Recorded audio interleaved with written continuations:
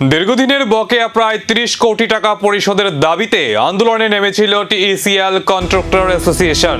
এবার বিদ্যুৎ মন্ত্রী রতনলাল নাথের সঙ্গে বৈঠকের পর মিলল বড় আশ্বাস।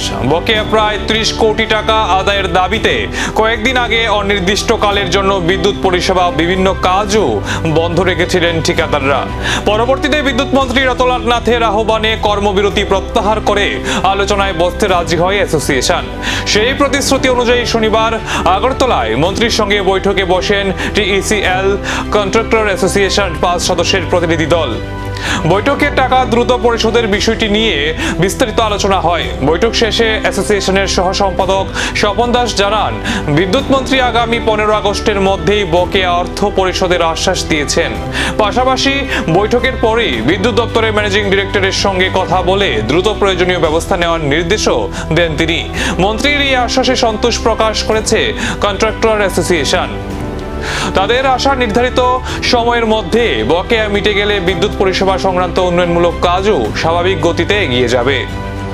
আজকে টিএসসি কন্ট্রাক্টরের পক্ষ থেকে মাননীয় বিদ্যুৎ মন্ত্রী সাহেবের সঙ্গে দেখা করি এবং আমাদের যে দীর্ঘদিনের দাবি ছিল ওইগুলি ওনার সঙ্গে বলি। উনি তৎক্ষণাৎ আমাদের যে দাবিগুলি উনি মঞ্জুর করে দিয়েছে যে আমাদের এই সমস্যাটি সমাধান করে দেবে। আমরা তো স্ট্রাইক আগেই উঠিয়ে দিয়েছি, উনি যে সময় ডাকিয়েছে এই সময় আমরা স্ট্রাইক উঠিয়ে দিয়েছি ওনার সঙ্গে কথা বলে।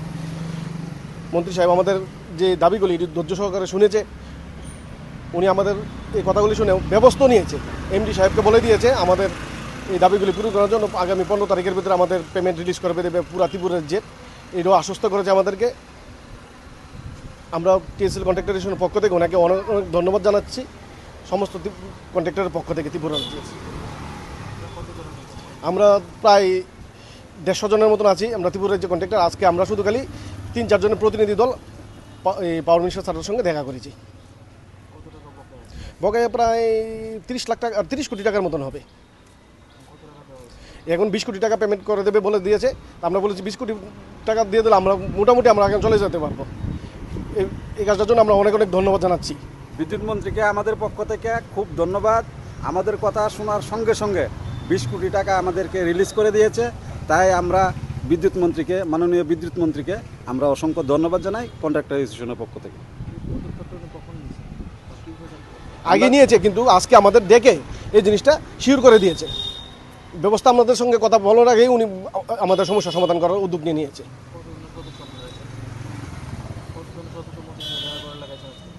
কত না, আমরা শুধু খালি একটা প্রতিনিধি দল থেকে করেছি আমরা ৫-৬ জনের। উনি বলেছে ৫০০ জন আসার জন্য।